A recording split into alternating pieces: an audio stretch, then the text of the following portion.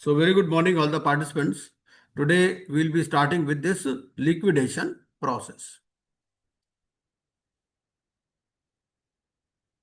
I hope my screen is visible. Is it visible?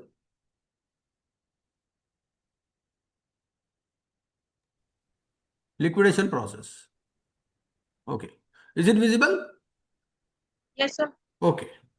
So liquidation process. Section 33. Section 33 talks of initiation of liquidation.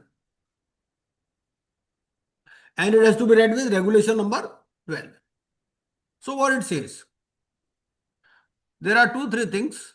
Number one, where the adjudicating authority before the expiry of the CIRP period or the maximum period permitted under section 12 or the fast track corporate CIRP as the case may be does not receive a resolution plan. So CIRP started but no plan was received. This is the first situation. Okay? This is the first situation. CIRP started. Whether liquidation can start straight away or CIRP has to necessarily precede liquidation. First, there should be an CIRP, sir. Yes, because as per the mandate of this IBC, it has to be a twin process. First of all, we should explore the possibility of a resolution, and only in the situation resolution is not possible, then liquidation. Sir, voluntary liquidation can be started straight away. No, that is okay. But voluntary liquidation, in that case, there is no default. So they are not looking for resolution. They are simply looking for liquidation because there is no default. The company is solvent. So voluntary liquidation can be done only when the company is solvent. If there is a default, then voluntary liquidation cannot be proceeded with. So first situation does not receive a resolution. No plan came. Or plan came, but it was not worth considering. Rejects the resolution plan. So first situation in section 33, no plan. Second, plan came, it was approved, but it was rejected by the adjudicating authority. Okay. So it shall pass an order requiring the corporate debtor to be liquidated in the manner as laid down in this chapter. Okay. Issue a public announcement stating that the corporate debtor is in liquidation. Require such order to be sent to the authority with which the corporate debtor is registered. So these are the things. Now, second situation. So first is at the behest of the adjudicating authority. Because suppose CIRP started and IRP or RP did not approach the adjudicating authority. There was a mandate under section 12 that okay, it has to be completed within a particular time frame. But RP did not approach. Nobody came to the NCLT. The period expired. So what the adjudicating authority will do? Adjudicating authority will pass a liquidation order. Second, plans came approved by the COC but rejected by the adjudicator. Second situation, where the resolution professional at any time during the CIRP but before confirmation of the resolution plan. So second is a conscious decision by the COC to liquidate. The adjudicating authority shall pass a liquidation order. So first is basically due to inaction. 33(1) talks basically about inaction on the part of the either RP or COC. No plan came. Or second is plans came but it was rejected. Second situation, they consciously decide to liquidate the corporate debtor because no proper plans are coming. Plans are coming, but they are offering some value which is much less than the liquidation value. Because as you know, the RP shall appoint two registered valuers within 7 days and maximum 47 days of the insolvency commencement date to get the valuation done. And that is the yardstick, basically. That is the yardstick. Suppose liquidation value is 1000 crores and the plans are coming for say 50 crores. So naturally, the COC will decide to go in for liquidation because it will maximize the interest of stakeholders. But if there is a thin difference, there could be a situation where the resolution plan has come which is less than the liquidation value. In that case also, COC may decide to go in for resolution because resolution is always preferred. But if there is a huge gap between the liquidation value and the value offered by the resolution applicant, or there are some other considerations, so in that case, the COC may take a conscious decision to liquidate, right? For the purpose of this subsection, it is hereby declared that the committee of creditors may take the decision to liquidate the corporate debtor any time after its constitution and before the confirmation of the resolution plan, including at any time before the preparation of the information memorandum. So here another question could come, whether IRP can recommend liquidation.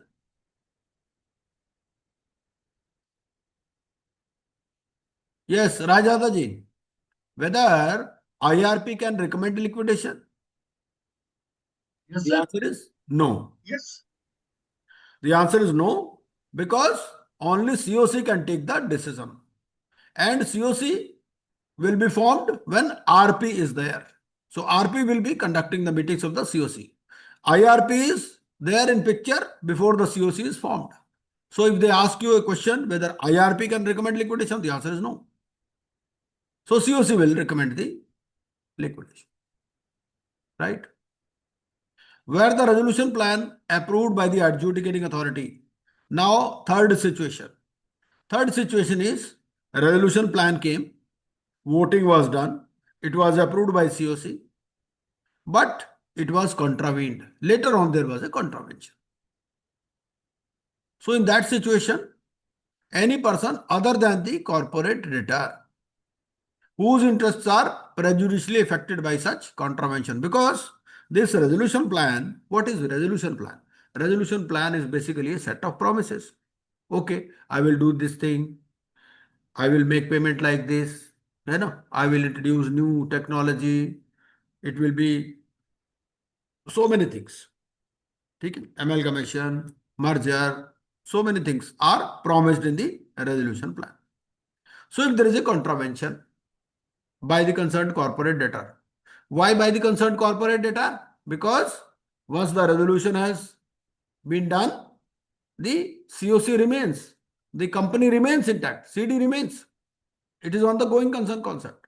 So naturally, any person other than the corporate debtor whose interests are prejudicially affected by such contravention, maybe that he is a creditor, maybe he is some other stakeholder, make an application to the adjudicating authority for liquidation order. Okay? On receipt of an application under subsection 3, if the adjudicating authority determines that the corporate debtor has contravened, then it shall pass a liquidation order. Right? So these are the various situations. तो कौन कौन सी situation हो गई एक बार बता दीजिए मुझे कोई भी. सबसे पहली सिचुएशन क्या है? सेक्शन 12 में there is a period mention. ठीक है, पीरियड क्या मेंशनड है?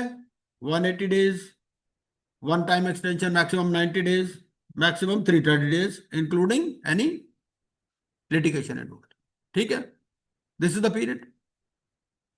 कोई प्लान आया ही नहीं, किसी ने अप्रोच ही नहीं किया एडजुडिकेटिंग अथॉरिटी को. ऐसा भी हो सकता है ना. तो उस केस में क्या होगा? लिक्विडेशन ऑर्डर पास हो जाएगा, क्योंकि लॉ हर सिचुएशन को प्रोवाइड करता है. सेकंड क्या है? प्लान आया, अप्रूव किया सीओसी ने, एडजुडिकेटिंग अथॉरिटी ने रिजेक्ट कर दिया. ठीक. सेकंड सिचुएशन, सीओसी ने डिसाइड किया कॉन्शियसली कि यार प्लान तो आ रहे हैं लेकिन बेकार आ रहे हैं, तो लिक्विडेशन इज बेटर. ठीक है.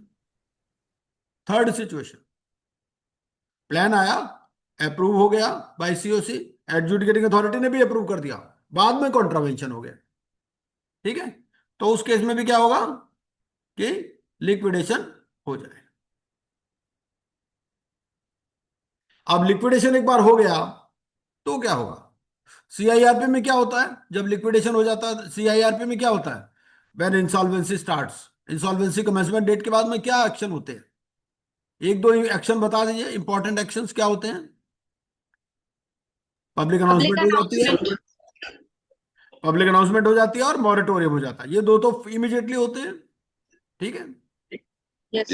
अब यहां पर भी पब्लिक अनाउंसमेंट तो है, but whether there is a moratorium, और अगर मॉरेटोरियम है तो whether is same as in case of CIRP और it is different. Here it is slightly different. There is a concept of moratorium, but in section 14, the secured creditor cannot take any action. But during liquidation, the creditor can take action. ये moratorium कहाँ prescribed है? Moratorium during liquidation कौन से section में लिखा हुआ है? Section 33 sub section 5. ये इनडायरेक्टली वर्ड मॉरेटोरियम यूज नहीं किया, बट बात वही है. क्या कहता है? Subject to section 52. Subject to section 50, section 52 talks of the rights of the secured creditor. ठीक है, तो कहता है भाई 52 में जो लिखा है, subject to that, when a liquidation order has been passed, no suit or other legal proceeding shall be instituted by or against the corporate debtor. क्या कहता है? नई प्रोसीडिंग इंस्टीट्यूट नहीं होगी, लेकिन क्या पुरानी कंटिन्यू रह सकती है? The answer is yes. So there is no bar on continuance of proceedings. अब आप कहोगे ये बात कहाँ लिखी हुई है जी, ये बात भी हमें बताओ. ये बात आपकी लिखी हुई है सेक्शन 14 में. सेक्शन 14 अगर आप ध्यान से पढ़ोगे, सेक्शन 14 में क्या लिखता है? सेक्शन 14 में लिखता है, section 14 sub section 4, the order of moratorium shall have effect from the date of such order till the completion of CIRP. तो 14.4 में क्या बता दिया? 14.4 में कह दिया कि भैया जब तक CIRP कंप्लीट नहीं होती तो मॉरेटोरियम लगेगा. ठीक है, अब हमारा क्या क्वेश्चन है? यहाँ CIRP कंप्लीट हो चुकी, तो CIRP कंप्लीट होने के बाद में क्या मॉरेटोरियम है? नहीं है. मॉरेटोरियम के बजाय क्या है जो यहां लिखा हुआ है? कहां लिखा हुआ है? सेक्शन 33 सब सेक्शन 5 में. ठीक है, तो no suit or other legal proceeding shall be instituted by or against the corporate debtor. तो there is no bar on continuance of proceedings. भाई कोई पुराना केस चल रहा था, CIRP खत्म हो गई, क्या कंटिन्यू रह सकता है? The answer is yes. Provided that a suit or other legal proceeding may be instituted by the liquidator on behalf of the corporate debtor with the prior approval of the adjudicating authority. अब हमने वहां क्या पढ़ा था? Section 11 में क्या पढ़ा था हमने? सेक्शन 11 में ये पढ़ा था कि कंपनी के अगेंस्ट में कोई सूट या प्रोसीडिंग नहीं हो सकती, लेकिन कंपनी सूट या प्रोसीडिंग फाइल कर सकती है ना, दूसरी कंपनी की CIRP भी स्टार्ट कर सकती है. वो कहां लिखी है? सेक्शन 11 में. अब यहां क्या कहता है कि अगर कोई कंपनी ने भी सूट फाइल करना है, तो यहां लिक्विडेशन हो गया, तो उस केस में लिक्विडेशन स्टार्ट हो चुका है, तो आपको प्रायर अप्रूवल लेना पड़ेगा एडजुडिकेटिंग अथॉरिटी का. ठीक है, ये समझ में आ गई बात? Because it's a very important section. इस पे सवाल पूछ सकता है directly indirectly. The provisions of subsection 5 shall not apply to legal proceedings in relation to such transactions as may be notified. ठीक है, अगर नोटिफिकेशन इशू करेंगे तो अलग बात है. The order for liquidation under this section shall be deemed to be notice of discharge to the officers, employees and workmen. क्या CIRP में भी ऐसा होता है? The answer is no. ठीक है, यहां क्या है? ये जो लिक्विडेशन ऑर्डर है यही डीमिंग फिक्शन है इस केस में. It is deemed to be a notice of discharge to the officers, employees and workmen of the CD except when the business of the CD is continued during the liquidation process by the liquidator. ठीक है, तो यही अपने आप ही notice of discharge है. किसका? Officers का, employees का और वर्कमैन. और वर्ड ऑफिसर कहां डिफाइंड है? कंपनीज एक्ट में. क्या वर्ड IBC में वर्ड ऑफिसर डिफाइंड है? The answer is no. आपको ऑफिसर इन डिफॉल्ट इसकी डेफिनेशन कहां दे रखी है? कंपनीज एक्ट में, यहां नहीं दे रखी. ठीक है, तो ऑफिसर से इंक्लूड डायरेक्टर्स ऑल्सो, यहां डायरेक्टर की भी छुट्टी. ठीक है, appointment of liquidator and fees to be paid. अब मान लीजिए एक कॉन्ट्रेक्चुअल अपॉइंटमेंट है, the appointment is for 5 years. ठीक है, इन द मीन टाइम 2 साल बाद लिक्विडेशन स्टार्ट हो गया, तो क्या होगा? Whether this employee can seek compensation कि भाई मेरे को तो 5 साल के लिए रखा था, मेरे को तो 2 साल बाद ही आप कह रहे हो चले जाओ, तो क्या होगा? ये एम्प्लॉय कह रहा है भाई मुझे तो कंपेंसेशन दो, आप लिक्विडेटर हो, क्या कहोगे आप कि भैया कंपेंसेशन तो नहीं मिलेगा। कंपनसेशन नहीं मिलेगा, अगर कोई ड्यूज है तो वही मिल सकते हैं, बाकी कुछ नहीं मिलेगा। ऐसा सिमिलर प्रोविजन सर्फ उसमें भी है, सरफेसी में भी है। सरफेसी में भी क्या होता है कि जब नई मैनेजमेंट टेक ओवर करती है, asset reconstruction company take over करती है, तो जो डायरेक्टर्स वगैरह है they are deemed to be discharge, और उनको भी कोई कंपनसेशन नहीं मिलता। नहीं। ठीक है, यहां तक क्लियर हो गया बिल्कुल। चलिए सेक्शन 34। अब इसके साथ में सीआईआरपी वाला भी पूछ लेते हैं। क्या सीआईआरपी में जो आरपी है, क्या वर्कर को टर्मिनेट कर सकता है या नहीं कर सकता सीआईआरपी में? Sir by order of CIRP तो वर्कमैन टर्मिनेट नहीं होते। राइट, लेकिन अगर आरपी को ऐसा लगता है कि इतने वर्कमैन की रिक्वायरमेंट नहीं है तो राइट, आरपी उनको टर्मिनेट कर वेरी सकता करेक्ट, वेरी करेक्ट, बिल्कुल सही है। और यहां पर क्या है, यहां तो सबकी छुट्टी हो ही गई अपने आप ही, unless it is continued during the liquidation process. ठीक है, जो अगर बिजनेस कंटिन्यूड है ड्यूरिंग लिक्विडेशन, आप ये देखिए यहां पर अगर बिजनेस कंटिन्यूड है, कई बार क्या होता है, ये बिजनेस कंटिन्यूड कब होगा?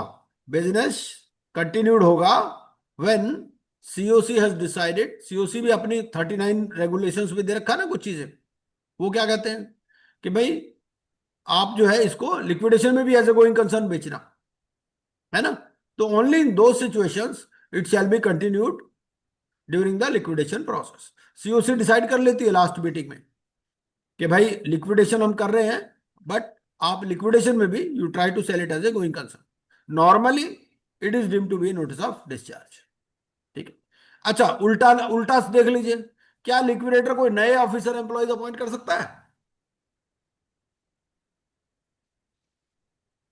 आपसे उल्टा सवाल भी तो पूछ सकता है, वो नहीं उल्टे सर। सवाल ही ज्यादा पूछता है।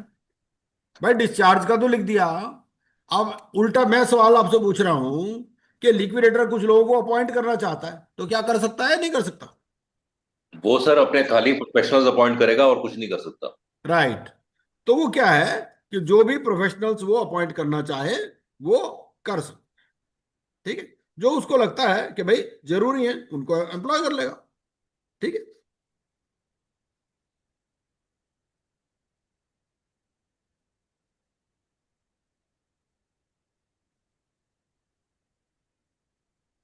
ये लिखता है आपको सेक्शन 35 सब सेक्शन 1I में, to obtain any professional assistance from any person or appoint any professional. तो दोनों में फर्क क्या है, to obtain any professional assistance और अपॉइंट एनी प्रोफेशनल, दोनों में फर्क है या एक ही है? एक ही है सर। एक चीज नहीं है, एनी प्रोफेशनल असिस्टेंस का मतलब फ्रीलांसिंग बेसिस पे, एम्प्लॉय नहीं कर रहा। ठीक है, और राइट अपॉइंटमेंट सर। है तो मतलब अपॉइंटमेंट लेटर दे रहा है। ठीक है, अपॉइंटमेंट लेटर कौन साइन करेगा? यही साइन करेगा, लिक्विडेटर ही। ठीक है, क्या कंपनी का नाम लिखेगा उसमें? The answer is yes, company का नाम लिखेगा इन लिक्विडेशन, क्यों कंपनी अभी एग्जिस्ट कर रही है जब तक डिसॉल्व नहीं हो रही। ठीक है, it is in liquidation but it is not yet dissolve, जब तक डिसॉल्व नहीं होती। अच्छा, लिक्विडेशन के बाद क्या जरूरी है कि कंपनी डिसॉल्व भी होगी हर केस में, या कोई और चांसेस भी हैं? देखिए सर किसी ने कंपनी को लिक्विडेशन एज अ प्रोसेस, हाँ गोइंग जी, कंसर्न, अगर किसी ने कंपनी को एज अ गोइंग कंसर्न खरीद लिया तो फिर वो उसको वेरी आगे करेक्ट, कंटिन्यू नहीं वेरी कर सकता करेक्ट, है। Yes, in that case dissolution order नहीं होगा, it will be a closure of the liquidation process. Liquidation process. Right, ठीक है जी। तो now section 34, section 34 says appointment of liquidator and fees to be paid, where the adjudicating authority passes an order for liquidation of the CD, the resolution professional appointed for the, भाई एक तो CIRP में था ही वो, है ना, तो वो क्या होगा, उसको भी अपॉइंट किया जा सकता है, उसको कॉन्सेंट देनी पड़ेगी, subject to submission of a written consent. ठीक है, शेल एक्ट एज लिक्विडेटर, तो आरपी भी लिक्विडेटर बन सकता है। अनलेस रिप्लेस्ड, रिप्लेस भी उसको किया जा सकता है। ठीक है, रिप्लेस कौन सी सिचुएशन में किया जाएगा? रिप्लेस उस सिचुएशन में किया जाएगा, सपोज आपका एक आरपी है, ठीक है, अब वो जो आरपी है, सपोज उसने कोई ऐसा प्लान दे दिया जो कि सेक्शन 30 सबसेक्शन 2 की रिक्वायरमेंट्स को मीट नहीं करता, है ना? तो उस केस में क्या होगा? एडजुडिकेटिंग अथॉरिटी बोलेगी यार इसको रेजोल्यूशन प्लान ही नहीं समझ में आ रहा, तो लिक्विडेशन क्या करेगा? उसको हटा देगी। दूसरा पॉइंट, सेकंड सिचुएशन क्या है? बोर्ड से कोई रेफरेंस आ गया कि भाई इसको हटाओ, नया लगाओ, तो भी हो जाएगा। या ये रिटर्न कॉन्सेंट नहीं देता, खुद ही इंटरेस्टेड नहीं है, कहता मैं तो यार सीआईआरपी में ही दुखी हो गया, मुझे नहीं करना, ठीक है, तो उस केस में भी नया आ जाए। ठीक है, on the appointment of a liquidator under this section, all the powers of the board of directors, key managerial personnel, and the partners of the corporate debtor, as the case may be, shall cease to have effect. देखिए दोनों में फर्क है। CIRP में क्या होता है? Powers are suspended. यहां पर क्या है? Powers cease to have effect, उसका कोई इफेक्ट नहीं। और ये पावर सारी किसके पास आ गई? लिक्विडेटर। ठीक है, the personnel of the corporate debtor shall extend, shall extend है मतलब मैंडेटरी है इनके लिए, पर्सनल के लिए। अच्छा मान लीजिए कोई पुराना एम्प्लॉय है, तो पुराने एम्प्लॉय के लिए भी क्या जरूरी है क्या कोऑपरेट करना, या सिर्फ जो एग्जिस्टिंग एम्प्लॉयज है उन्हीं के लिए? भाई एक तरफ तो कह रहे हो कि सारे एम्प्लॉयज की छुट्टी हो जाएगी, ठीक है, दूसरी तरफ कह रहे हो सारे असिस्टेंस भी देंगे, तो ऐसा कैसे होगा? असिस्टेंस मतलब कोई भी इंफॉर्मेशन जो लिक्विडेटर को चाहिए हो वो राइट, बिल्कुल, बिकॉज देखो वो लोग काम करते रहे हैं तो उनके पास कुछ ना कुछ इंफॉर्मेशन होगी, है ना? तो वो सारे उसको कोऑपरेट करना है या असिस्ट करना है टू द लिक्विडेटर। ठीक है, as may be required by him in managing the affairs of the corporate debtor, and provisions of section 19 shall apply in relation to voluntary liquidation process as they apply in relation to liquidation process, with the submission of references to the liquidator for reference to the IRP। ठीक है, अब कहीं पर ये word use करता है personal, कहीं पर यूज करता है ऑफिसर्स, कहीं पर यूज करता है एम्प्लॉइज, कहीं पर यूज करता है वर्कमैन। तो फर्क क्या है ये चीजें सारी? अलग अलग जगह अलग अलग वर्ड यूज कर रहा है। यहां पर पर्सनल यूज कर लिया। अब पर्सनल वर्ड भी आपका डिफाइंड तो है नहीं आईपीसी में। आईपीसी में डिफाइंड है क्या? नहीं, आईपीसी में वर्कमैन छोड़ के कोई कोई भी डिफाइंड नहीं है। ऑफिसर्स, एम्प्लॉइज, केएमपी, सबके लिए कहां जाना है आपको? Company act. यहां पर कुछ डिफाइंड नहीं है। ठीक है, ये छोटी छोटी बातें ध्यान में रखनी है। The adjudicating authority shall by order replace the RP। Replace किस सिचुएशन में कर देगी? पहला, the resolution plan submitted by the resolution professional under section 30 was rejected for failure to meet the requirements mentioned in subsection 2 of section 30। जो section 30 subsection 2 में जो requirement लिखी हैं, ठीक है, वो रिक्वायरमेंट्स मीट नहीं होती। सेक्शन 30 सबसेक्शन 2 में क्या लिखा हुआ है? दो चार बातें मोटी मोटी बता दीजिए, क्या लिखा हुआ है सेक्शन 30 सबसेक्शन 2 में? सेक्शन 30 सबसेक्शन 2 में मोटी मोटी बातें क्या लिखी है? एक दो बात बता दीजिए कोई भी। हाँ जी, नहीं पता। देखो सेक्शन 30 सबसेक्शन 2 में लिखा है कि भैया जो भी रेजोल्यूशन प्लान आए, क्या होना चाहिए? सबसे पहले तो इंसॉल्वेंसी रेजोल्यूशन प्रोसेस कॉस्ट की पेमेंट हो जाएगी कि नहीं। ऐसा नहीं कि इतना भी ना दे रहा हो कि इंसॉल्वेंसी रेजोल्यूशन प्रोसेस भी ना हो पाए। दूसरा, लिक्विडेशन वैल्यू दे देगा डिसेंटिंग फाइनेंशियल क्रेडिटर और ऑपरेशनल क्रेडिटर्स को, कैपेबल ऑफ इम्प्लीमेंटेशन है, प्रोवाइड्स फॉर मैनेजमेंट, है ना, और ये सारी रिक्वायरमेंट्स उसके अंदर है। कैपेबल ऑफ इम्प्लीमेंटेशन, ये सारी बातें उसके अंदर है। प्लान वर्केबल है कि नहीं, ये सारी से बातें सेक्शन 30 सबसेक्शन 2 में लिखी है। और ये सारी बातें किसको देखनी है? आरपी को। आरपी को देखनी है।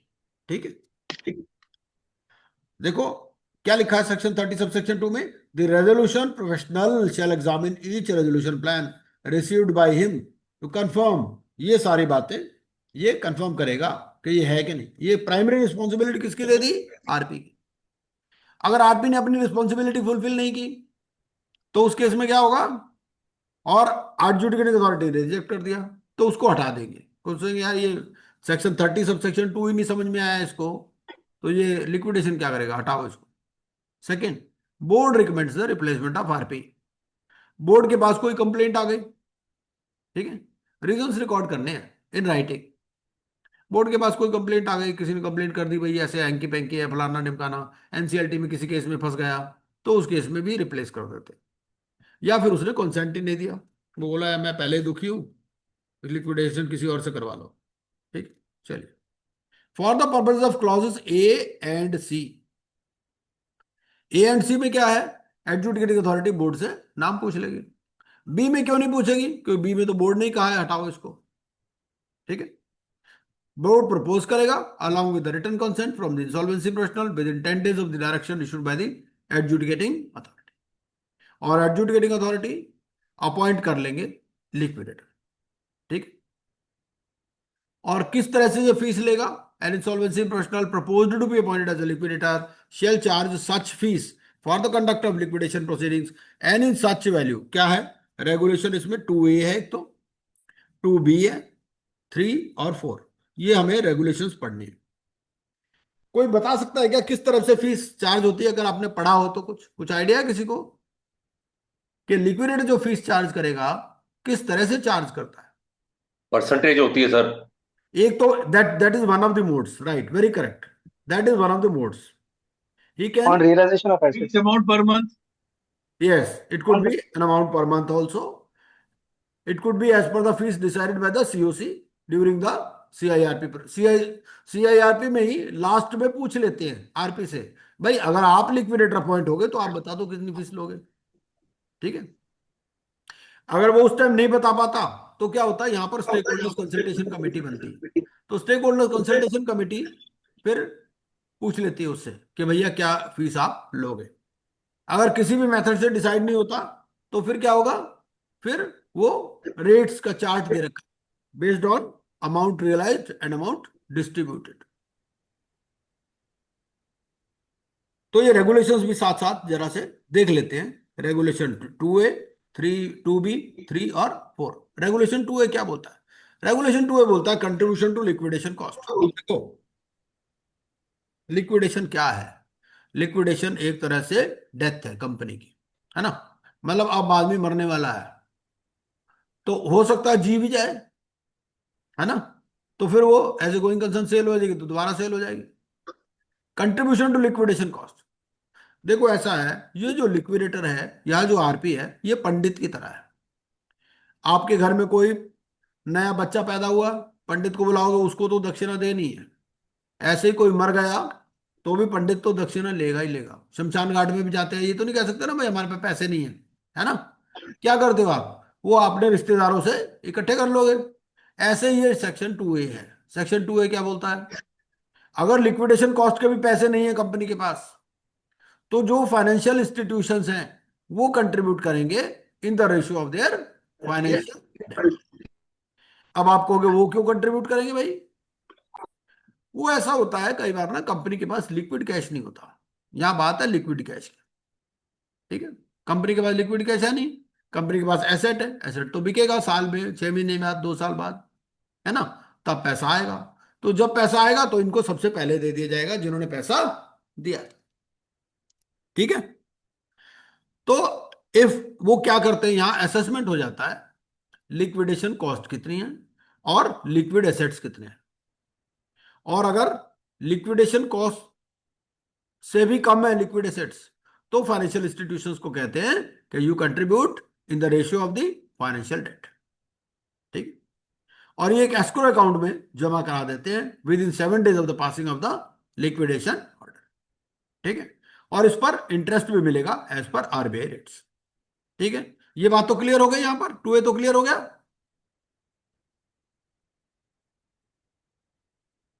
अब मान लीजिए भाई लिक्विडेशन में भी ना हिम्मत नहीं हारते, लिक्विडेशन में भी सोचते हैं कि हो सकता है भाई कोई कॉम्प्रोमाइज अरेंजमेंट हो जाए। तो अगर कोई कॉम्प्रोमाइज अरेंजमेंट हो जाए तो कॉम्प्रोमाइज अरेंजमेंट कहां डिस्क्राइब्ड है, कंपनीज एक्ट में। कॉम्प्रोमाइज अरेंजमेंट में क्या होता है, कॉम्प्रोमाइज का मतलब ही क्या है, कॉम्प्रोमाइज का मतलब accepting something less than what is due, यही मतलब होता है कॉम्प्रोमाइज का, है ना। तो फर्स्ट 90 डेज में कहते हैं कि भाई कॉम्प्रोमाइज के लिए ट्राई करो आप, that has to be completed, ठीक है। लेकिन अगर जो कोई suppose there is some person who is ineligible under 29 A, तो वो फिर कॉम्प्रोमाइज स्कीम के लिए भी पार्टी नहीं हो सकता, ठीक है। वो अरुण कुमार जगरात्मका वाला केस है। Provided further that the liquidator shall file the proposal of compromise or arrangement only in cases where such a recommendation has been made by the committee. 39B क्या है? 39B ये है इन CIRP regulations का। तो COC क्या कहती है कि भैया कॉम्प्रोमाइज अरेंजमेंट की पॉसिबिलिटी एक्सप्लोर कर लेना लिक्विडेशन में। तो अगर ऐसा COC ने बोला है तो ये क्या करेगा, ये एप्लीकेशन फाइल कर देगा लिक्विडेटर, ठीक है। Provided further that the liquidator shall not file such proposal after expiry of 30 days from the liquidation commencement date, ठीक है। तो 30 दिन के अंदर अंदर इसको फाइल करना है। इसको क्यों फाइल करना है? क्योंकि अभी यही बंदा है इंचार्ज, है ना। बोर्ड की power, board they shall cease to have effect, है ना।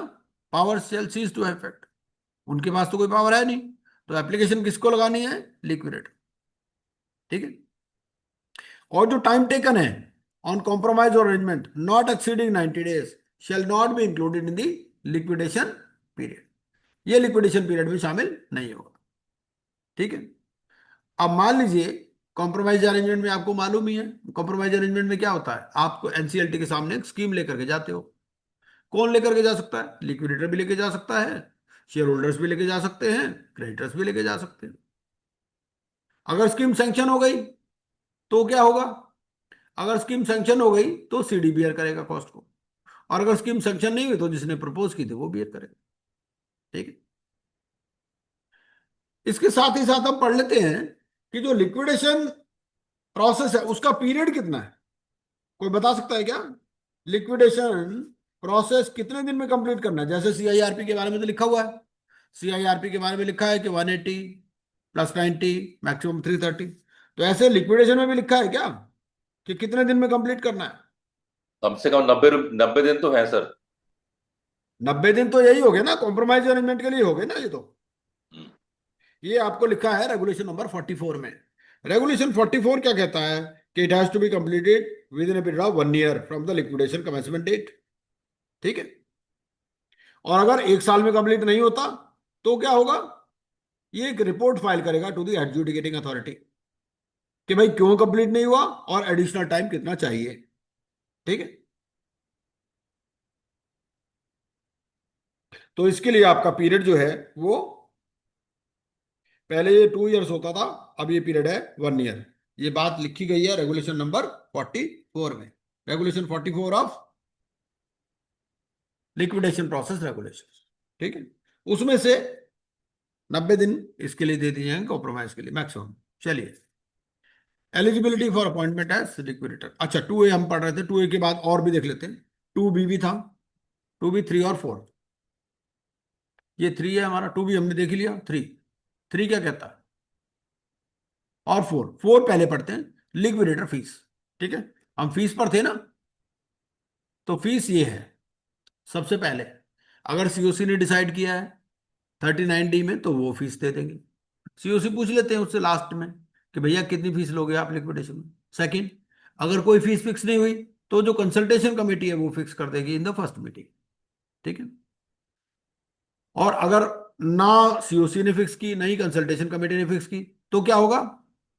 जो सीआईआरपी में मिल रहा था वो होगा, same rate as the residential professional was entitled to during the CIRP for the period of compromise or arrangement. जो कॉम्प्रोमाइज अरेंजमेंट का पीरियड है 90 डेज का, उसमें तो वो उसको वही फीस मिल जाएगी जो एज आरपी ले रहा था वो, ठीक है। और उसके बाद में बाकी फीस कैसे मिलेगी? ये है percentage of realisation and distribution.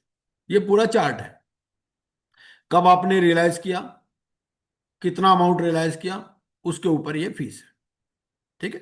चलिए, ये भी हो गया। अब हम चलते हैं दोबारा अपना,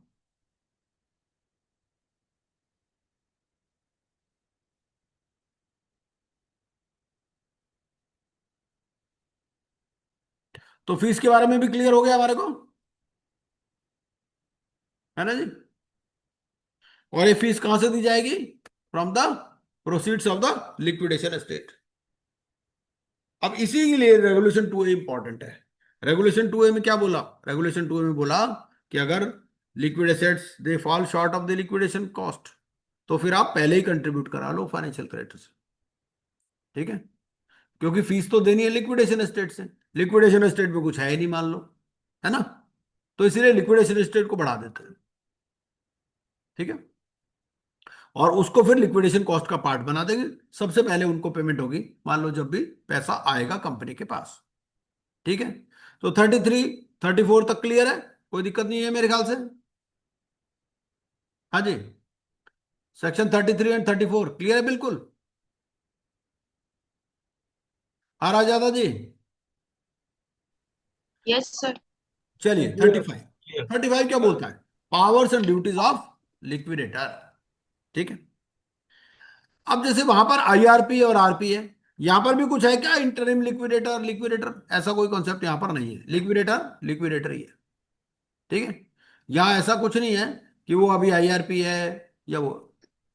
लेकिन जैसे वहां सीओसी होती है, ऐसे यहां क्या होती है लिक्विडेशन में?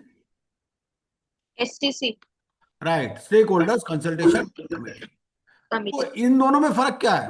फर्क ये है कि यहां पर जो stakeholders who are entitled for distribution, वो सारे सी उसमें स्टेक होल्डर कंसल्टेशन कमेटी में आ जाएंगे। यहां वो अनरिलेटेड फाइनेंशियल क्रेडिटर वाली कॉन्सेप्ट नहीं है। यहां क्या है, जिसने भी पैसे लेने हैं, अगर वो रिलेटेड पार्टी तो उसको वोटिंग राइट नहीं मिलेगा, दैट इज देयर। लेकिन सारे के सारे stakeholders they will form part of the stake holders consultation committee, employees भी, क्रेडिटर भी, ऑपरेशनल क्रेडिटर सब कुछ। ठीक है, पढ़ेंगे पढ़ेंगे हम डिटेल में उसके बारे में। और उसके पास पावर है to recommend removal of the liquidator also. तो जो स्टेक होल्डर्स कंसल्टेशन कमेटी है वो इसको लिक्विडेटर को रिमूव करने के लिए भी एप्लीकेशन लगा सकती है बिफोर एडजुडिकेटिंग अथॉरिटी।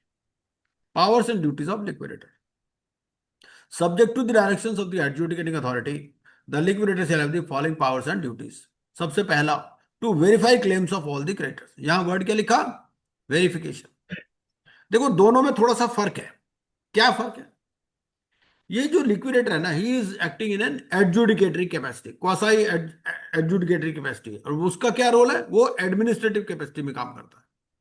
जो आरपी है उसके पास एडमिनिस्ट्रेटिव कैपेसिटी है, यहां एडजुडिकेटरी कैपेसिटी है। ये एडजुडिकेशन ऑफ क्लेम्स कर सकता है, रिजेक्ट भी कर सकता है। आरपी के पास रिजेक्ट करने की कोई पावर नहीं है।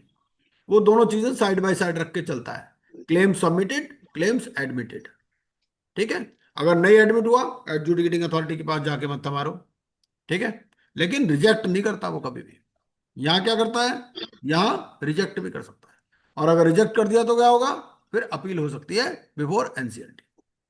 ठीक है, टू वेरीफाई क्लेम्स।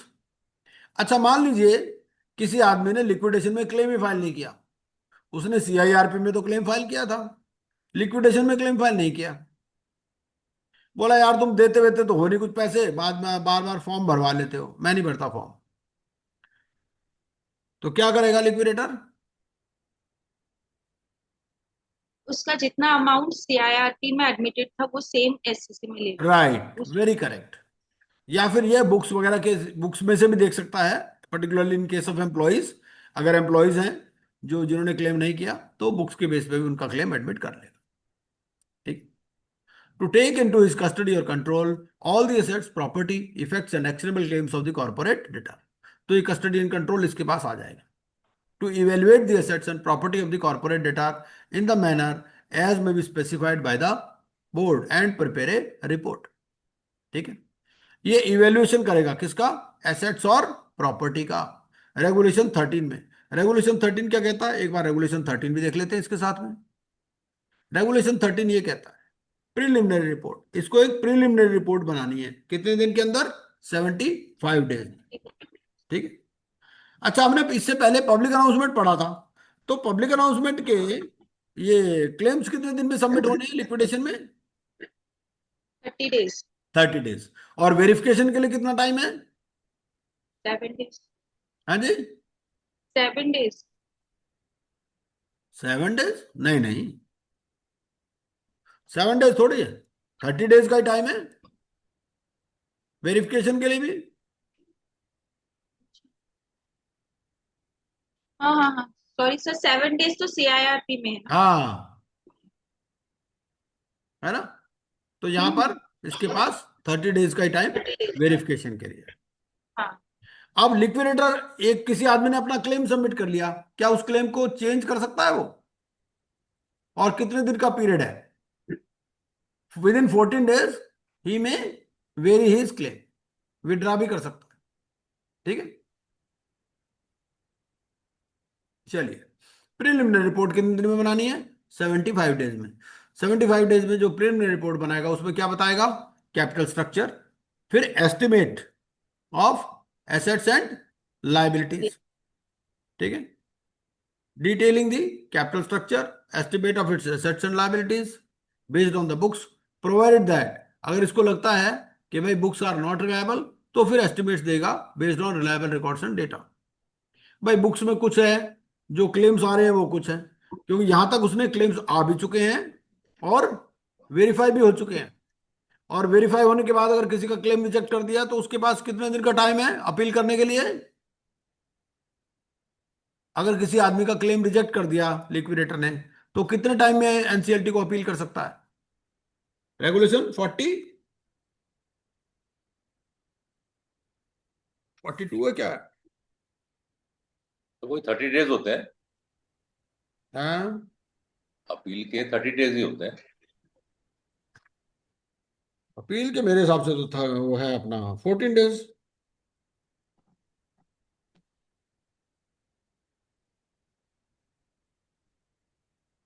कौन से रेगुलेशन में सर? हम्म, रेगुलेशन कौन सा है? रेगुलेशन एक मिनट बता देता हूँ। रेगुलेशन 14 है क्या है? एक बार देख लेता हूँ।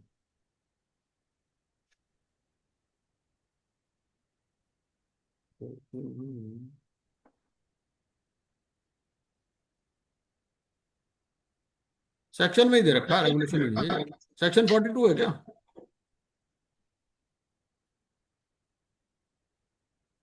क्या सेक्शन है मेरे हिसाब से, एक बार देख लेता हूँ। सेक्शन 42 है, हाँ, appeal against the decision of liquidator. ठीक है, तो अपील उसको करनी है with in 14 days of the receipt of such decision. ठीक है, तो अब आप ये देखो, आप समझो क्रोनोलॉजी को। 30 दिन के अंदर क्लेम फाइल करने हैं, 30 दिन के अंदर वेरिफिकेशन करना है, 14 डेज के अंदर अपील फाइल करनी है। तो मतलब ये सारी चीजें इससे पहले हो चुकी प्रिलिमिनरी रिपोर्ट से पहले, है ना। तो अब ये क्या करेगा? विद इन 75 डेज एक प्रिलिमिनरी रिपोर्ट फाइल करेगा जिसमें ये बातें बताएगा। ठीक है, और ये भी बताएगा भाई कि इसको कुछ गड़बड़ लग रही है क्या कंपनी में, whether he intends to make any further inquiry into any matter relating to promotion, formation or failure of the corporate data or the conduct of the business thereof। ठीक है, और फिर proposed plan of action for carrying out the liquidation including the timeline within which he proposes to carry it out and the estimated liquidation cost। ये सारी planning बता देगा कि भाई कैसे कैसे मैं करूंगा लिक्विडेशन, और टाइमलाइंस क्या रहेंगी, और एस्टिमेटेड लिक्विडेशन कॉस्ट। ये सारी बातें किसमें बता देगा ये? Preliminary preliminary report. अब मान लीजिए भाई इसको लगता है कि कोई कंपनी के पास है ही नहीं, कोई एसेट ही नहीं है, लिक्विडेशन प्रोसेस कॉस्ट भी कवर नहीं होगी। ठीक है, तो फिर ये क्या आएगा?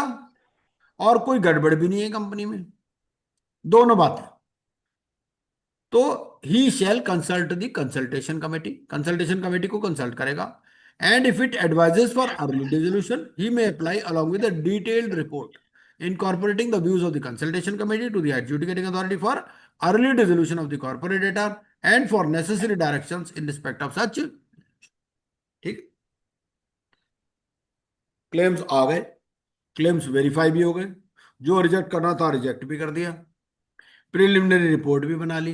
अब प्रिलिमिनरी रिपोर्ट बनाने के बाद उसको लगता है कि भैया कंपनी के पास तो कुछ है ही नहीं, लिक्विडेशन कॉस्ट भी कवर नहीं होने वाली, मेरा पैसा भी नहीं मिलने वाला। ठीक है ना, ये तो पंडित ही है, अगर पंडित को पता चलेगा उसे दक्षिणा नहीं मिलेगी तो वो क्या करेगा? भाग जाएगा वो वहां से, है ना। तो यहां पर भी वही है, और वो कह रहा है कि भाई कोई गड़बड़ भी नहीं है, affairs of the corporate debtor do not require, तो वो क्या करेगा, कंसल्टेशन कमेटी को कंसल्ट करेगा, और अगर वो एडवाइस करती है तो फिर क्या होगा, एक डिटेल्ड रिपोर्ट लगाएगा incorporating the views of the consultation committee to the adjudicating authority for early dissolution and for necessary direction respect of such dissolution. वो फिर अर्ली डिसोल्यूशन के लिए एप्लीकेशन लगाते हैं। ठीक है, तो अर्ली डिसोल्यूशन की आपकी एप्लीकेशन जो है, क्या प्रिलिमिनरी रिपोर्ट से पहले लग सकती है? The answer is no. सबसे पहले उसको प्रिलिमिनरी रिपोर्ट तो देनी ही देनी है ना। तो जब प्रिलिमिनरी रिपोर्ट वो बना लेगा, अगर उसको लगेगा भाई ऐसा ऐसा है, तो फिर वो कंसल्टेशन कमेटी को कंसल्ट करेगा और उसकी रिकमेंडेशन के साथ में फिर अर्ली डिसोल्यूशन के लिए रिकमेंडेशन करते हैं। ठीक है, क्लियर है? चलिए 35 पर थे हम लोग, है ना। To verify, to evaluate the assets and property of the corporate debtor.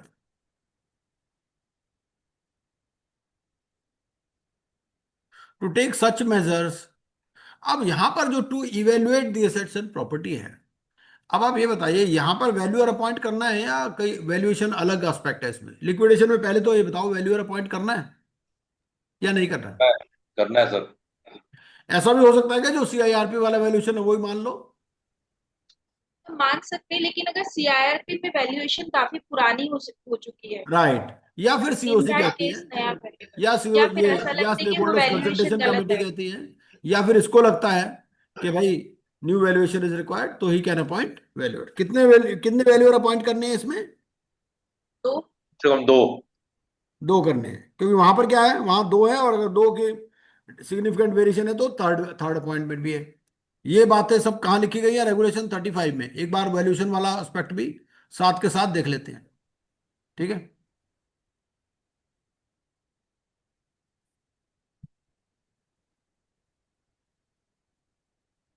ये है जी हमारा वैल्यूएशन। सबसे पहले क्या बोलता है, अगर सीआईआरपी में वैल्यूएशन हुई है, 35(1) रेगुलेशन क्या बोलता है कि अगर सीआईआरपी में वैल्यूएशन हुई है तो उसको मान सकते हैं।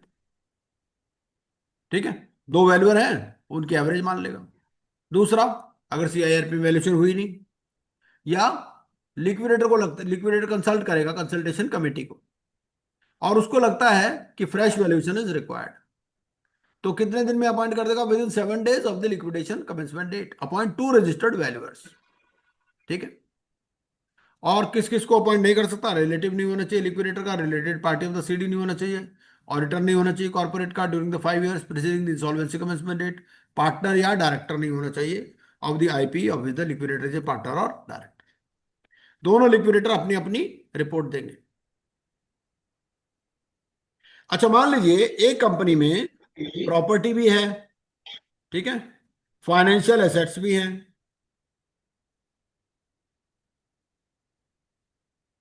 ठीक है, और प्लांट एंड मशीनरी भी है, तो कितने वैल्यूअर अपॉइंट होंगे? 3। हाँ, देखो ऐसा है, हर एक क्लास के लिए ना आपको अलग वैल्यूअर अपॉइंट करना है। 6 और वैल्यूएट, हाँ जी, 6 valuate. Right, 6 valuers will be appointed, और वो एस्टिमेट करेंगे after physical verification of the assets of the corporate debtor, और एवरेज को ले लेंगे वैल्यू। ठीक है, ये और थोड़ा सा चेंज आया है इसमें, क्या बोला, where valuation is taken undertaken as per sub regulation 2, liquidator एक मीटिंग बुलाएगा, किसकी? रजिस्टर्ड वैल्यूज को बुलाएगा, उसमें दे शैल एक्सप्लेन दी मेथोडोलॉजी, कि भाई वो वैल्यूएशन करेंगे किस तरह से। ठीक है, कंसल्टेशन कमेटी के सामने वो मेथोडोलॉजी एक्सप्लेन करेंगे, क्योंकि डिफरेंट मेथड्स ऑफ वैल्यूएशन होते हैं, है ना। इनकम अप्रोच है, फिर कॉस्ट अप्रोच है, एसेट्स अप्रोच है, इस तरह से अलग अलग वैल्यूएशन मेथड्स है।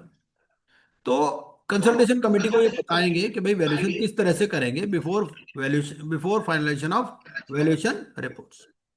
ठीक है, liquidator shall share the valuation report with the members of the consultation committee.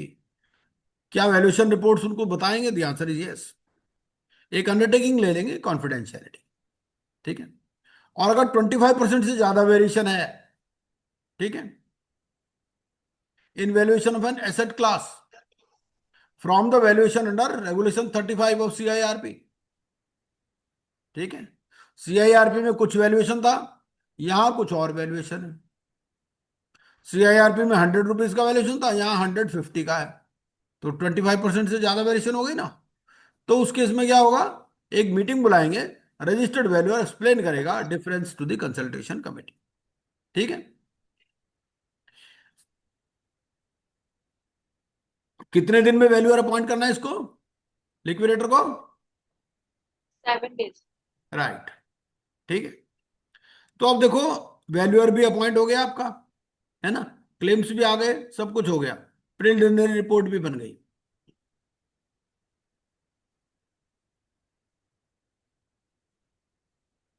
हमें ध्यान में ये रखना है कि जो अभी जो रिवाइज्ड सिलेबस है, इसमें कंसल्टेशन कमेटी की पावर्स को बहुत बढ़ा दिया गया है। कंसल्टेशन कमेटी को बहुत सारी पावर्स दे दी गई है। वो इसकी रिप्लेसमेंट भी रिकमेंड कर सकते हैं लिक्विडेटर की। फिर उनको जो सेल ऑफ एसेट्स है उसमें भी पावर्स दे रखी है। ठीक है, वैल्यूएशन में भी उनको सामने एक्सप्लेन कर रहा है, बहुत सारी चीजें इसमें आ गई हैं। वो हमें खास तौर से ध्यान में रखना है। मेरे हिसाब से मैंने एक ऑलरेडी एक अलग से पीपीटी भी शेयर की है, जो अमेंडमेंट हुआ है सीआईआरपी और लिक्विडेशन प्रोविजंस में। वो पीपीटी शेयर की है ना मैंने ग्रुप में, यस सर। है ना? हाँ, तो उसको खास ध्यान में रखना है। जैसे वॉलंटरी लिक्विडेशन में कोई चेंज ही नहीं हुआ, सिर्फ सीआईआरपी, लिक्विडेशन और आईपी रेगुलेशंस और आईयू रेगुलेशंस में चेंज हुआ है। ठीक, लेटेस्ट चेंजेस जो आई हैं। चलिए, to carry on the business of the corporate debtor, दोबारा सेक्शन 35 पर, to carry on the business of the corporate debtor for its beneficial liquidation as he considers necessary.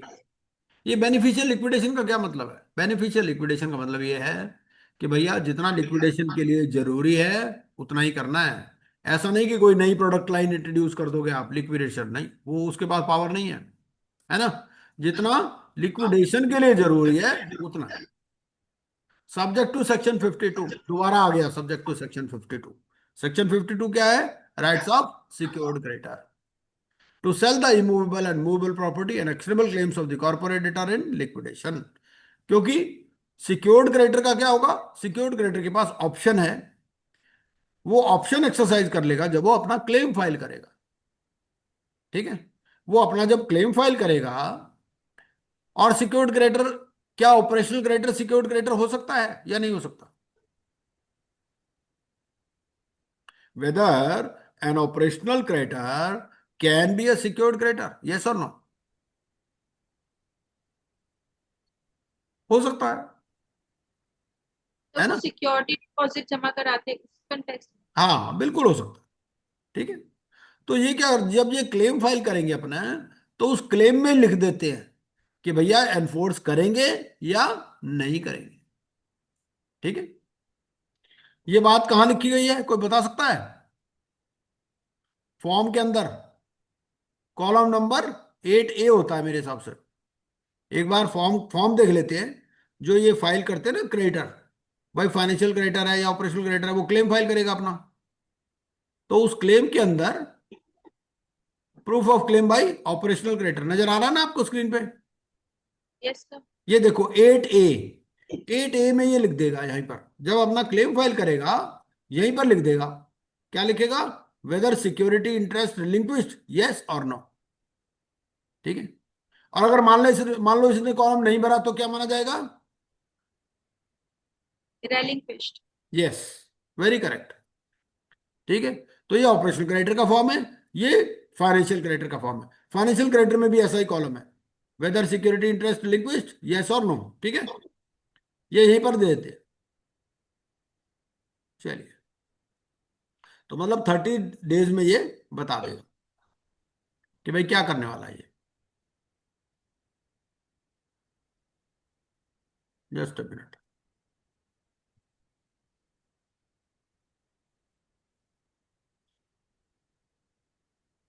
हम्म,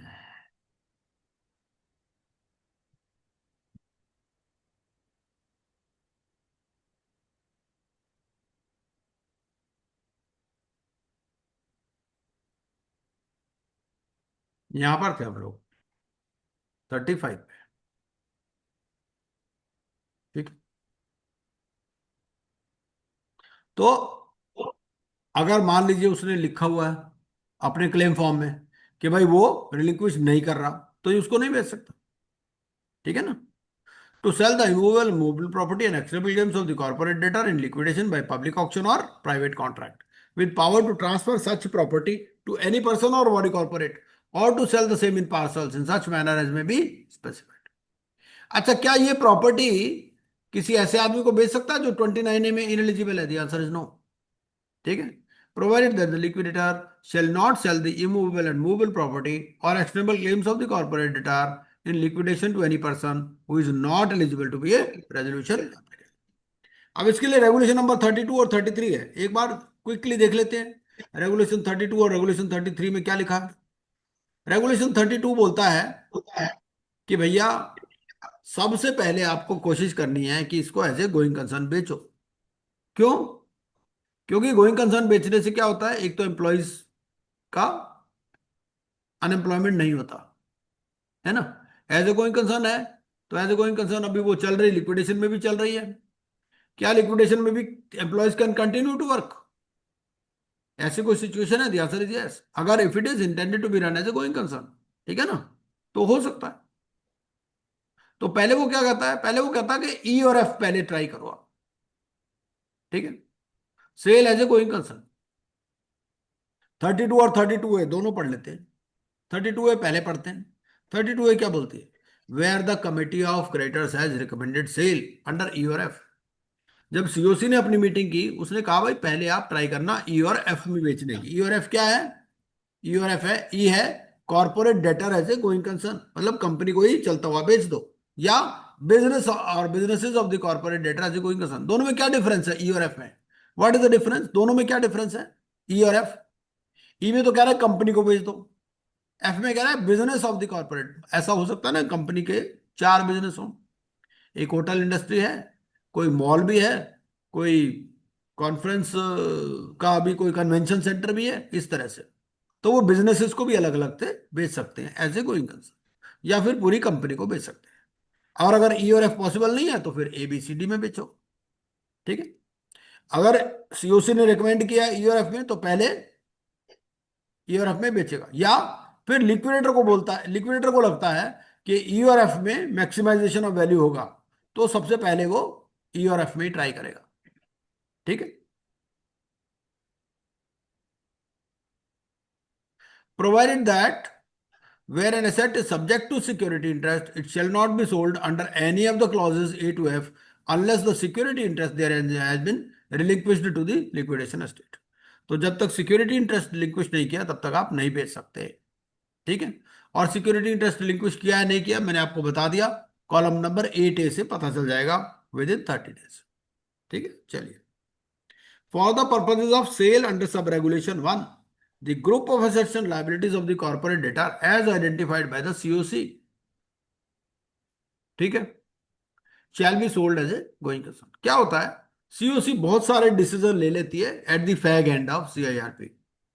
वो ये देख लेते हैं कि भाई एसेट्स और लाइबिलिटीज किसको हम बेच सकते हैं, है ना, ग्रुप ऑफ एसेट्स और लाइबिलिटीज को। तो ऐसा कुछ आइडेंटिफाई किया है तो they shall be sold as a going concern. अगर मान लो आइडेंटिफाई नहीं किया तो लिक्विडेटर आइडेंटिफाई कर लेगा। ठीक है। और in consultation with the consultation committee. और अब उसके बाद में ये क्या कहता है? भाई पब्लिक ऑक्शन से बेच सकते हो या प्राइवेट सेल से बेच सकते हो, ये लिखा ना। अब वो ये कहता है कि अगर ई में बेचना है आपको, ई का मतलब corporate debtor as a going concern, तो फिर एक्सक्लूसिव जो ऑप्शन है वो सिर्फ फर्स्ट ऑक्शन पर ही है। मतलब कंपनी में क्या होता है, जब सेल होती है तो ऑक्शन के थ्रू सेल होती है। तो जो फर्स्ट ऑक्शन है, फर्स्ट ऑक्शन में ये कह सकता है भाई सिर्फ एज ए गोइंग कंसर्न वाले ही कोटेशन से इनवाइट कर सकता है वो। लेकिन अगर सेकंड ऑक्शन होगी तो उसमें दूसरी ऑप्शंस भी देनी पड़ेगी, ये मतलब है। ठीक है। For the purpose of this sub regulation it is hereby clarified that the sale of the corporate debtor under clause E of regulation 32 cannot be offered as the only option for bidders after the first option. और explain कर दिया कि first option में ही सिर्फ ये option दे सकते हो exclusive, बाकियों में फिर एक्सक्लूसिव नहीं रहेगा और भी देनी पड़ेगी। ठीक है। Where the liquidator is of the opinion that it is viable to run the corporate debtor as a going concern, he shall consult the consultation committee and only on its advice he shall run the affairs of the corporate debtor as a going concern to the extent approved। ठीक है। अगर इसको लगता है कि भाई इसको as a going concern चला सकते हो तो कंसल्टेशन कमेटी को कंसल्ट करेगा और उसकी एडवाइस पर ही एज ए गोइंग कंसर्न चलाएगा। ठीक है, अपनी मर्जी से नहीं। ठीक है, चलिए। और 33 फिर मोड ऑफ सेल है। मोड ऑफ सेल में कहता है कि ऑर्डिनरी ऑक्शन है, प्राइवेट सेल भी हो सकती है। दोबारा हम 35 पर चलते हैं।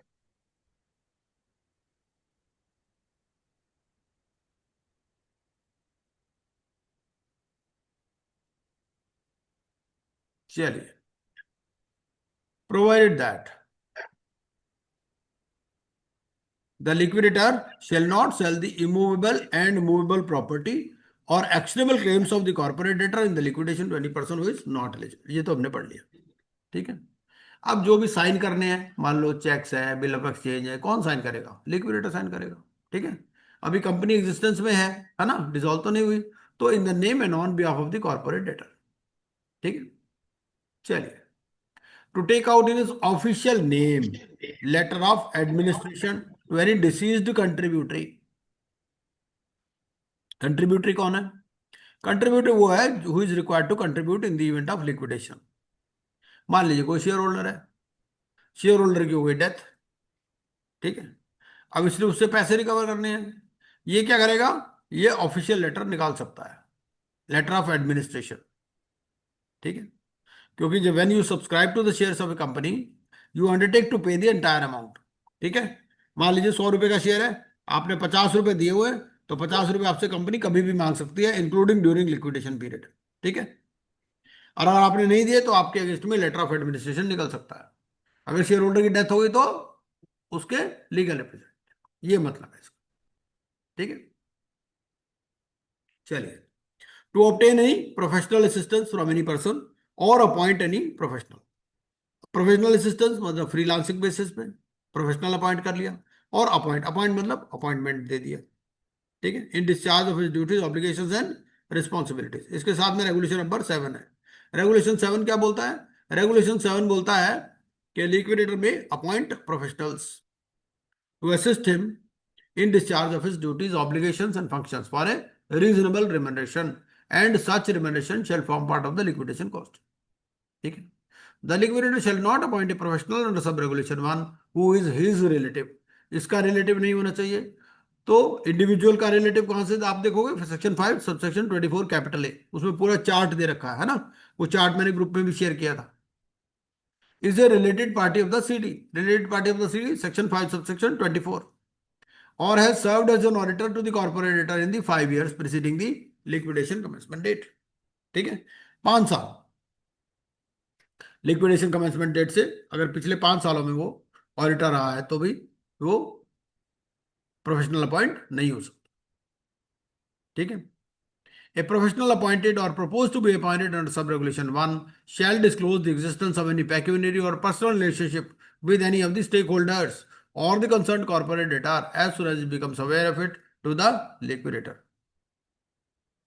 वो कह रहा है अगर कोई पर्सनल या पेक्यूनरी रिलेशनशिप है किसके साथ? With any of the stake holders और द कंसर्न्ड कॉर्पोरेट डेटर।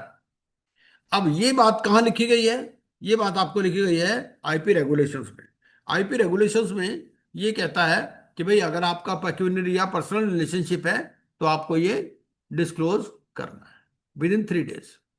ठीक है, चलिए।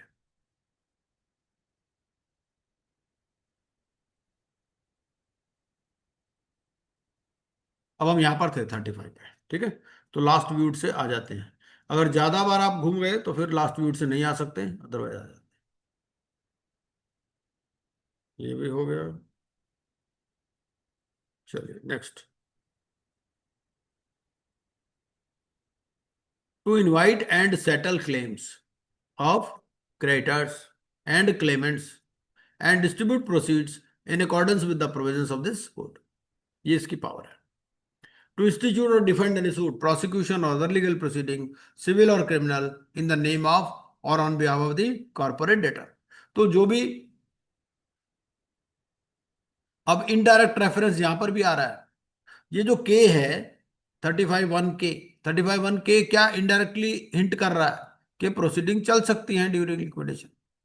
वो कह रहा है कि भाई कोई इसने कोई इंस्टीट्यूट करनी है या डिफेंड करना है, कोई सूट, प्रोसिक्यूशन या other legal proceeding, civil or criminal, in the name of on behalf of the corporate debtor. ठीक है, तो ये कौन डिफेंड करेगा? ये डायरेक्टर नहीं जाएंगे उस मीटिंग में। मान लो कोर्ट से कोई समन आता है तो कौन जाएगा? लिक्विडेटर जाएगा। To investigate the financial affairs of the corporate debtor, to determine undervalued or preferential transactions, to take all such actions, कोई रसीद इशू करनी है, एफिडेविट देना है, सब काम कौन करेगा? लिक्विडेटर। ठीक है। To apply to the liquidity, to apply to the adjudicating authority for such orders or directions as may be necessary for the liquidation of the corporate debtor, and to report the progress of the liquidation process in a manner as may be specified by the board। मतलब liquidation को, इसको progress अपनी बतानी है adjudicating authority को। Regulation 15 है। Regulation 15 क्या कहता है? कि प्रोग्रेस रिपोर्ट्स देनी है। ठीक है, प्रोग्रेस रिपोर्ट्स कब देनी है? पहले तो रिपोर्ट देनी है with in 15 days after the end of the quarter in which is appointed, और फिर 15 days after the end of each quarter. ये इसमें एग्जाम्पल भी इन्होंने दे रखा है। ये एग्जाम्पल, अगर 13 फरवरी को अपॉइंट हुआ तो क्वार्टर एंड होगा मार्च में, 31 मार्च को, 15 अप्रैल को रिपोर्ट देनी है। ठीक है, तो ये सब चीज। चलिए,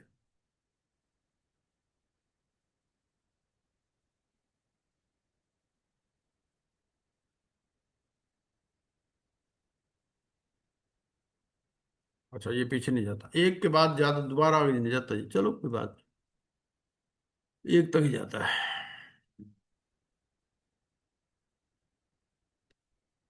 तो 35 हो गया हमारा यहाँ। और to perform such functions as may be specified, तो रेगुलेशन 5, रेगुलेशन 6, रेगुलेशन 10 और रेगुलेशन 14 है। ठीक है, तो ये रेगुलेशंस क्या क्या बोलते हैं आपके? रेगुलेशन 5 क्या बोलता है? रेगुलेशन 5 आपको बोलता है रिपोर्टिंग। ठीक है, तो एक तो रिपोर्ट्स बनानी है इसको। रेगुलेशन 6 क्या बोलता है? रजिस्टर्स मेंटेन करने हैं। 10 क्या बोलता है? डिस्क्लेमर ऑफ ओनर्स प्रॉपर्टी करना है। और 11 एक्सटॉर्शनेट पार्टी ट्रांजेक्शंस। तो ये सारे काम इसको करने हैं।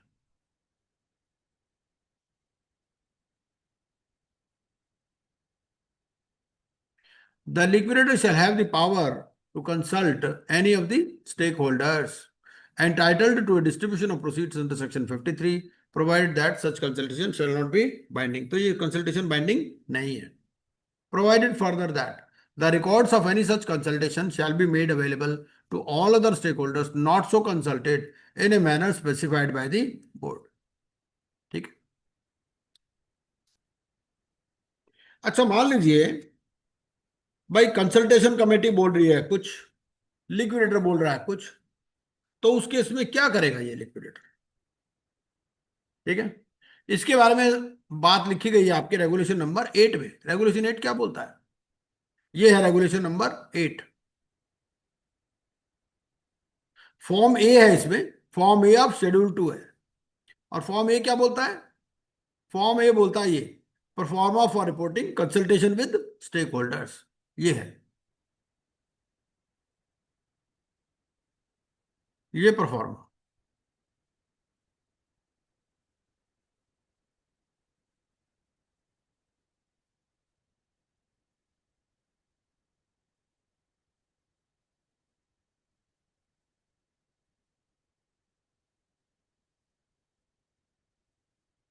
अब इसमें हुआ क्या, ये इन्होंने चेंज कर दिया। ये चेंज क्यों कर दिया? ये चेंज इसलिए कर दिया कि अब जो है ना, ये एक्चुअली चेंज हो गया। इसके बाद बहुत सारी पावर्स आ गई स्टेक होल्डर्स कंसल्टेशन कमेटी की। रिमनरेशन पे भी पावर आ गई। रिमनरेशन प्रोफेशनल्स की कौन डिसाइड कर रहा है? ये भी वही डिसाइड कर रही है, रेगुलेशन कमेटी, जो स्टेक होल्डर्स कंसल्टेशन कमेटी है। वैल्यूएशन में भी उसका रोल आ गया, है ना। Status of investigation, preliminary report में भी, बहुत सारी चीजों में उसका रोल एक्सटेंड हो गया। तो ये प्रोफार्मा भी इन्होंने चेंज कर दिया।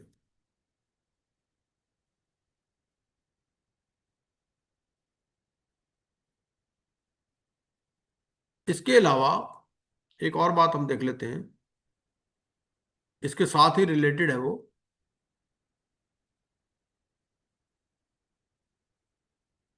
थर्टी वन ए में है वो।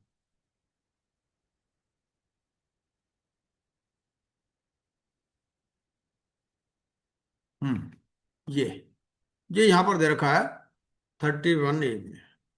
क्या कहता है ये कहता है the advice of the consultation committee shall not be binding on the liquidator provided that where the liquidator takes a decision different from the advice। भाई कंसल्टेशन कमेटी बोल रही है कुछ, लिक्विडेटर बोल रहा है कुछ, तो ये क्या करेगा, he shall record the reasons for the same in writing and submit the records relating to the said decision to the adjudicating authority and to the board। तो दोनों को बताएगा ये, adjudicating authority को भी और बोर्ड को भी, within 5 days of the said decision and include it in the next progress report।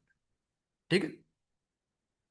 Replacement के लिए भी यहां पर प्रोविजन है, the consultation committee after recording the reasons may by majority vote of not less than 66% propose to replace the liquidator and shall file an application after obtaining the written consent of the proposed liquidator in form AA। ठीक है, चलिए, तो reasons record करने हैं और अगर difference है तो एडजुडिकेटिंग अथॉरिटी और बोर्ड दोनों को बताना है with in 5 days of the set decision, और अपनी अगली प्रोग्रेस रिपोर्ट में भी इसको इंक्लूड करना है।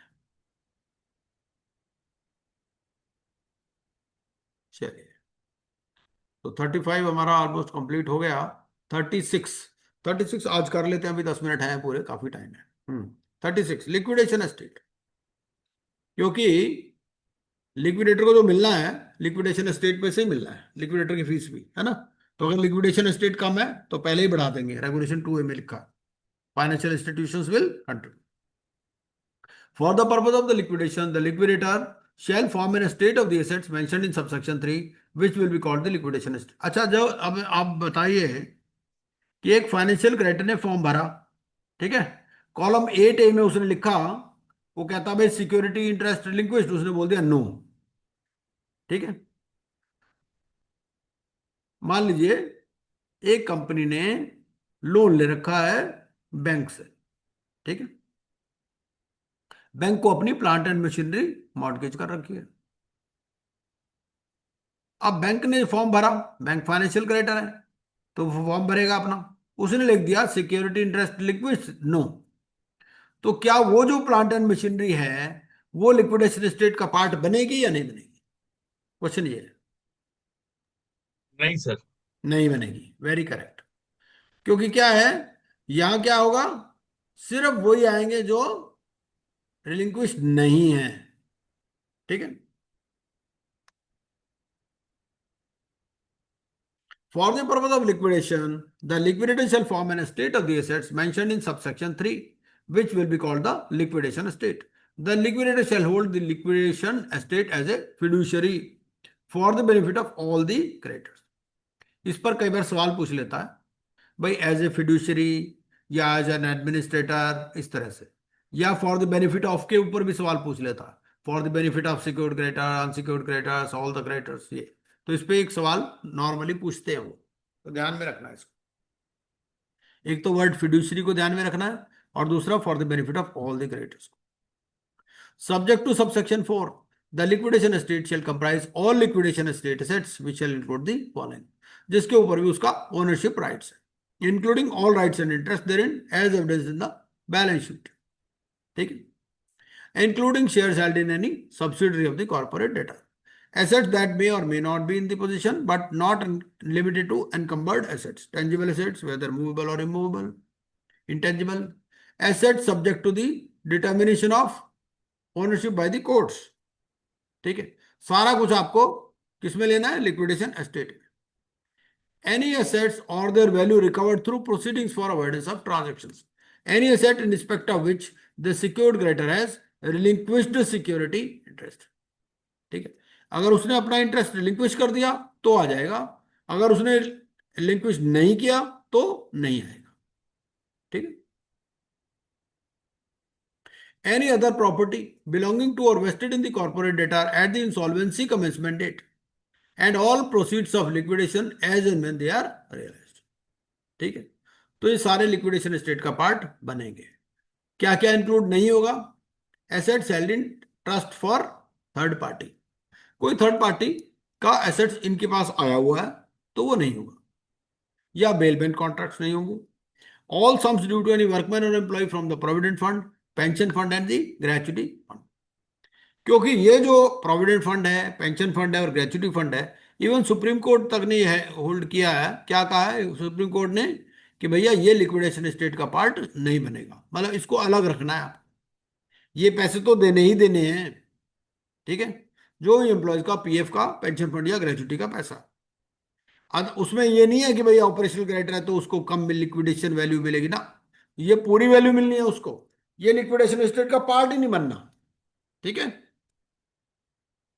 Other contractual arrangements which do not stipulate transfer of title but only use of the assets, कई बार राइट ऑफ यूज होता है ना, तो फिर उस केस में वो भी आपका लिक्विडेशन एसेट का पार्ट नहीं बनेगा। Assets in security collateral held by financial service providers and are subject to netting and set off in multilateral trading और क्लियरिंग ट्रांजैक्शंस। इसका कोई मतलब बता सकता है? क्या मतलब है इसका? Assets in security collateral held by financial service providers and are subject to netting and set up in multilateral trading or clearing transfer। क्या मतलब है इस बात का? इसका मतलब यह है कि मान लीजिए कोई डिपॉजिटरी पार्टिसिपेंट है, ठीक है, एक कंपनी है जो शेयर्स की सेल परचेज करती है, ठीक है, उसने अपना एक डीमैट अकाउंट खोल रखा है, डीमैट अकाउंट में कोई सिक्योरिटी दे रखी है, ठीक है, मान लीजिए 20 करोड़ की ट्रांजैक्शन कर ली और 10 करोड़ की सिक्योरिटी है ना, तो वो जो सिक्योरिटी तो वो फॉरफिट करेगा वो, है ना, तो इसके लिए वो सेट ऑफ होकर के बाकी वाला ही आपका उसमें जाएगा, ठीक है। अगर सिक्योरिटी आपकी ज्यादा है, मान लो सिक्योरिटी 10 करोड़ की है और आपकी ट्रांजैक्शन है 5 करोड़ की, तो आपको 5 करोड़ ही उसमें लेना है लिक्विडेशन एस्टेट में, मतलब ये है नेटिंग ऑफ कर देनी है। अगर आपने कोई सिक्योरिटी कोलेटरल दे रखी है financial service provider, Muthoot finance है, उससे आपने लोन ले रखा है और लोन के अगेंस्ट में गोल्ड दे रखा है उसको, तो नेटिंग ऑफ हो जाएगी, ठीक है। Personal assets of any share holder और पार्टनर, तो पर्सनल एसेट्स आपके इसमें नहीं आएंगे।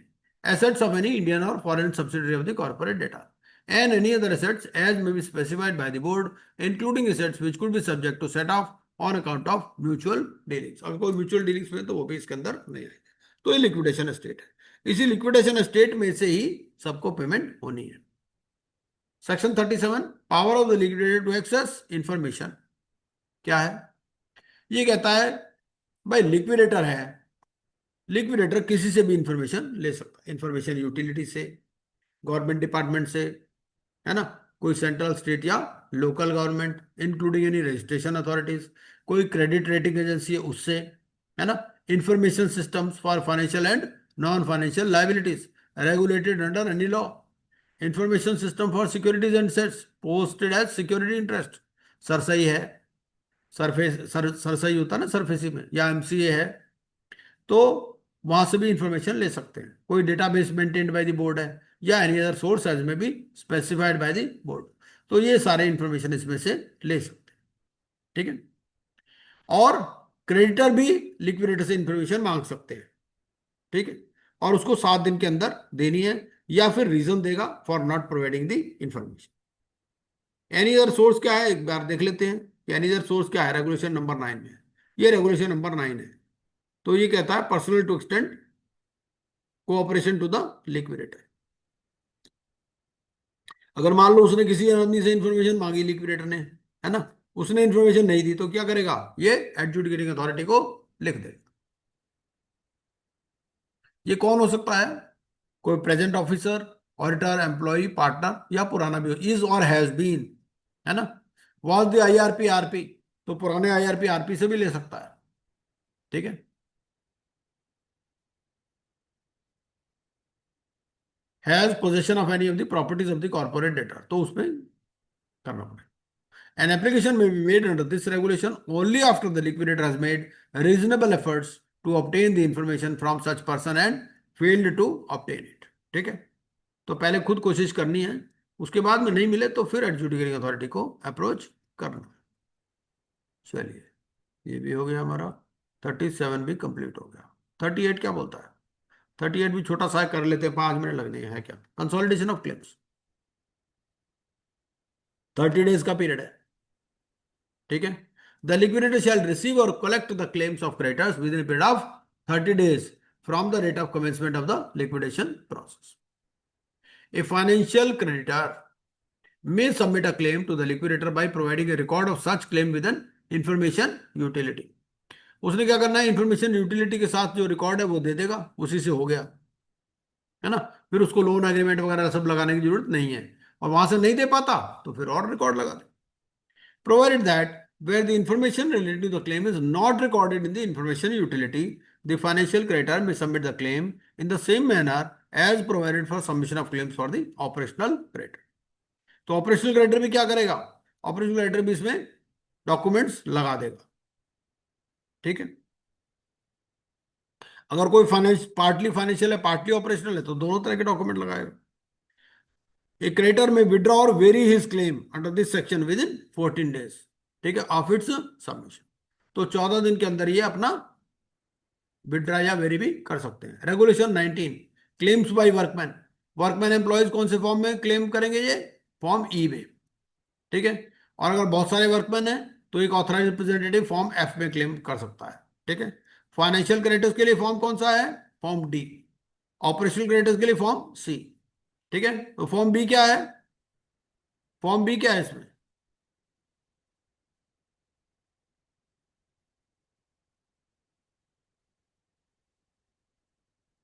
फॉर्म बी पब्लिक अनाउंसमेंट है मेरे हिसाब से, लिक्विडेशन में, है ना।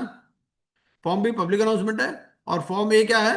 फॉर्म ए है proforma of consultation with creditors, with stake holders, ये फॉर्म ए है। Form double A written consent, form B public announcement, ठीक है। फॉर्म सी हो गया आपका ऑपरेशनल क्रेडिटर, फॉर्म डी हो गया फाइनेंशियल क्रेडिटर, है ना। और फॉर्म ई हो गया आपका जो एम्प्लॉयज है, और अगर न्यूमरस एम्प्लॉयज है तो फॉर्म एफ है उसके लिए, है ना। और फॉर्म जी क्या है? फॉर्म जी तो आपको पता ही है, proof of claim by any other stake holder, यहां पर कोई अगर अदर स्टेक होल्डर है तो ये। और फॉर्म एच क्या है? कंप्लायंस सर्टिफिकेट, ठीक है। तो इनको भी बीच बीच में पढ़ते रहा करो, याद रहेगा। फॉर्म आई क्या है? फॉर्म आई है deposit of unclaimed dividend. Form J क्या है? विड्रॉल, ठीक है। तो आज की कथा यहीं समाप्त करते हैं, बाकी फिर परसों करेंगे। मैं क्या करता हूं, मैं पुरानी भी रिकॉर्डिंग आपको शेयर कर दूंगा, मेरे ख्याल ऑलरेडी शेयर्ड है आपके पास, है ना।